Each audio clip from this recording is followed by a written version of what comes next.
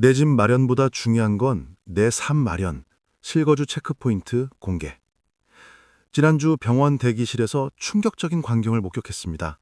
70대 초반으로 보이는 한 할머니가 휠체어를 타고 계셨는데 옆에서 며느리로 보이는 분이 한숨을 쉬며 이렇게 말하더군요. 강남에 좋은 아파트 있어봤자 뭐하나요?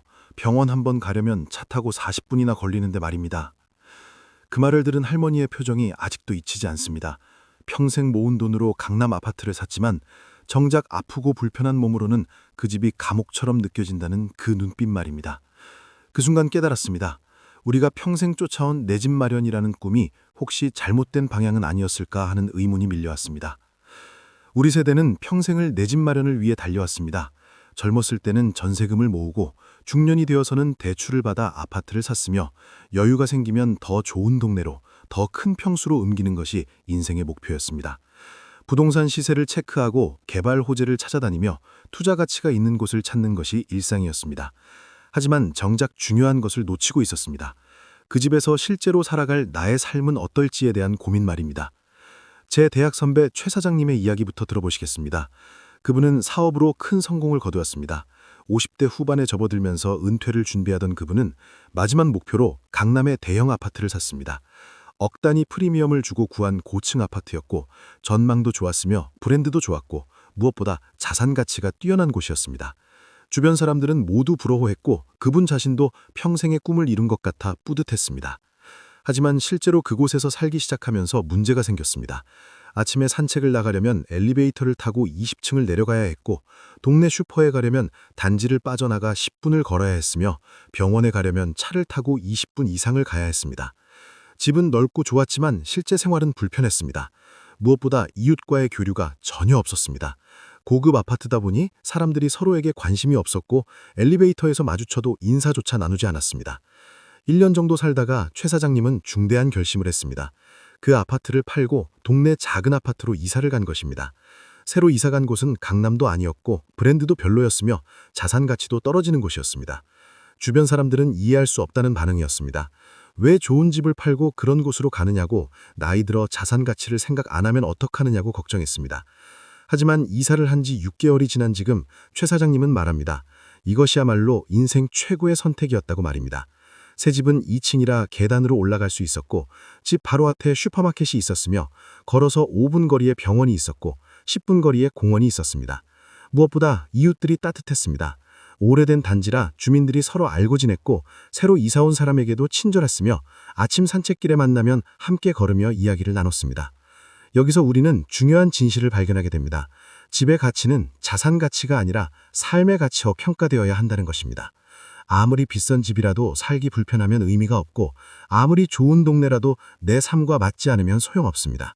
진짜 좋은 집은 가격이 아니라 그곳에서 얼마나 행복하게 살 수 있느냐로 결정됩니다. 그렇다면 실거주 관점에서 정말 중요한 체크포인트는 무엇일까요? 첫 번째는 의료 접근성입니다. 젊었을 때는 병원이 가까운지가 중요하지 않았습니다.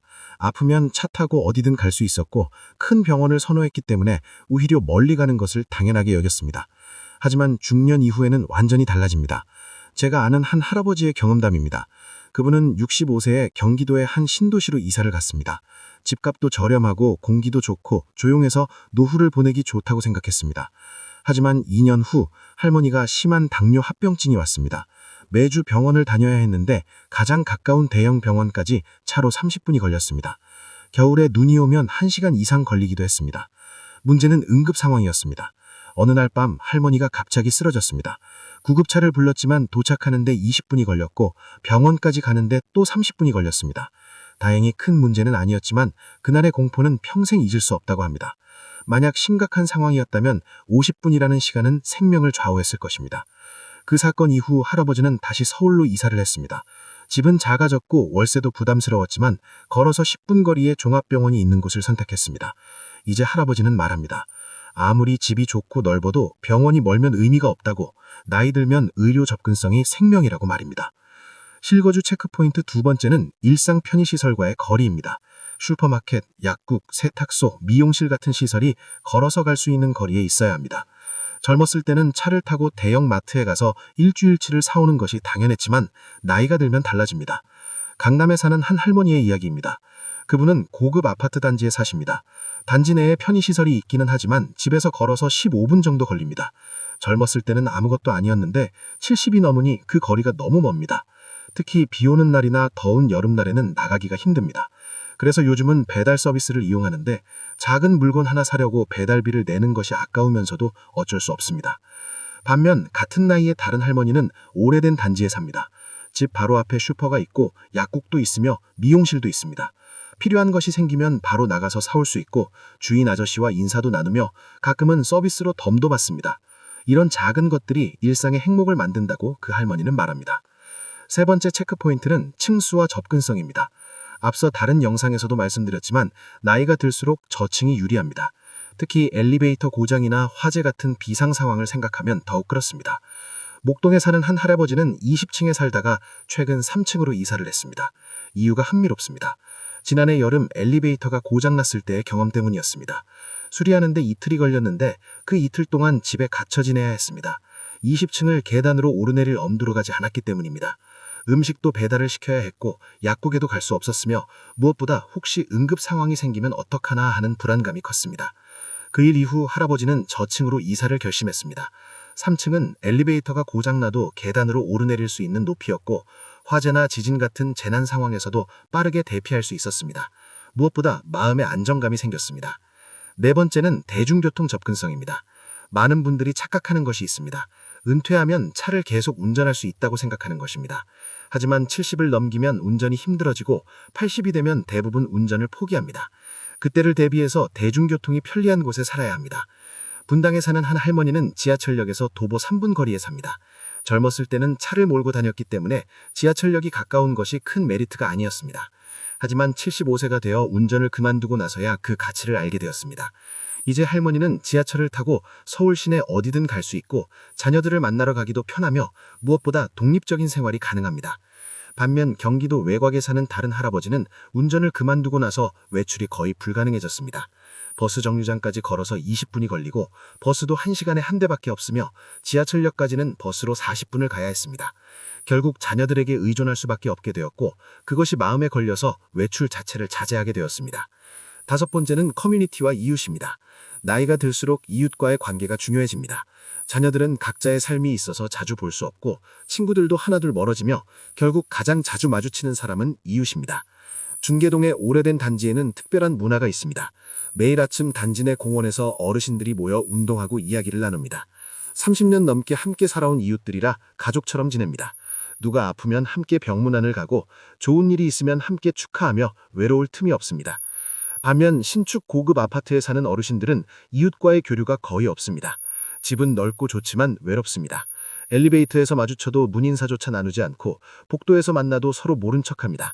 집안에 혼자 있으면 세상에 나 혼자 남은 것 같은 고독감이 밀려옵니다. 여섯 번째는 녹지와 산책로입니다. 나이가 들면 매일 걷는 것이 중요합니다. 건강을 위해서도 그렇고 정신 건강을 위해서도 그렇습니다. 그런데 산책할 만한 곳이 가까워야 합니다. 잠실에 사는 한 할아버지는 한강공원이 걸어서 10분 거리에 있습니다. 매일 아침 공원을 걸으며 하루를 시작하고 저녁에도 산책을 나갑니다. 사계절의 변화를 느끼고 새소리를 듣고 사람들을 보며 걷는 시간이 하루의 가장 큰 즐거움이라고 합니다. 일곱 번째는 집의 구조와 안전성입니다. 바닥이 미끄럽지 않은지, 문턱이 있는지, 화장실에 손잡이가 있는지, 복도가 넓은지 같은 것들이 중요합니다. 젊었을 때는 디자인과 마감재가 중요했지만 나이 들면 안전과 편의가 더 중요합니다. 여덟 번째는 관리 수준입니다. 나이가 들면 집 관리가 힘들어집니다. 그래서 관리사무소가 잘 운영되는 단지가 좋습니다. 공용 부분을 잘 관리하고 문제가 생기면 빨리 해결해주고 주민들의 불편사항을 잘 처리하는 곳이어야 합니다. 마지막 아홉 번째는 자녀와의 거리입니다. 나이가 들수록 자녀를 자주 보고 싶어집니다. 손주들도 보고 싶고 아플 때 도움도 받아야 하고 무엇보다 외로움을 달래기 위해서입니다. 그런데 자녀와 너무 멀리 살면 자주 보기 어렵습니다. 생각해 보십시오. 10년 후, 20년 후를 상상해 보십시오. 그때 여러분은 어떤 집에서 살고 있을까요? 자산 가치는 높지만 살기 불편한 집에서 고독하게 살고 있을까요? 아니면 가격은 좀 낮아도 살기 편하고 행복한 집에서 이웃들과 즐겁게 살고 있을까요? 내 집 마련도 중요하지만 더 중요한 건 내 삶 마련입니다. 집은 투자 대상이 아니라 삶의 터전입니다. 가격이 오르는 것보다 행복하게 사는 것이 더 중요합니다. 남들이 부러워하는 집보다 내가 편안한 집이 진짜 좋은 집입니다. 지금이라도 늦지 않았습니다. 현재 살고 계신 집을 실거주 관점에서 다시 점검해 보십시오. 의료 접근성은 어떤가요? 일상 편의시설은 가까운가요? 층수는 적절한가요? 대중교통은 편리한가요? 이웃과의 관계는 좋은가요? 산책할 곳은 있나요? 만약 이런 것들이 부족하다면 이사를 고려해 보는 것도 방법입니다. 자산 가치가 떨어진다고 걱정하지 마십시오. 행복하게 살 수 있다면 그것으로 충분합니다. 오늘 이 영상이 여러분의 선택에 도움이 되었기를 바랍니다. 진짜 좋은 집에서 행복한 노년을 보내시길 바랍니다. 도움이 되셨다면 구독과 좋아요 부탁드립니다. 여러분 모두 건강하고 행복한 삶을 누리시길 진심으로 응원합니다. 감사합니다.